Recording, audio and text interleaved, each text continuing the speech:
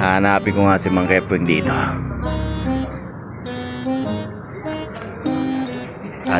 Dito. Kuha nandito si Mang Kepweng. Ito. Ay pare, anyak pala. Ito mukhang kumukuha ka ng pusong ano ah. Mukha akong puso na may agibat eh.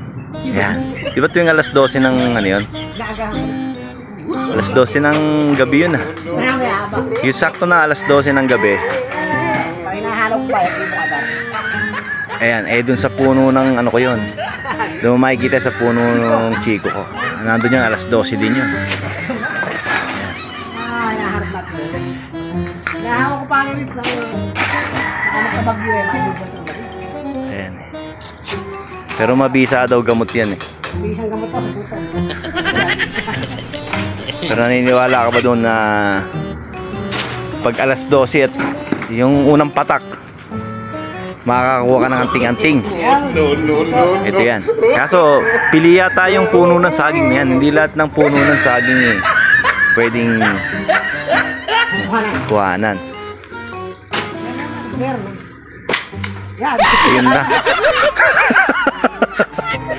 Nasira yung ating sungkit. Ano yung nakakaya sa kita ka?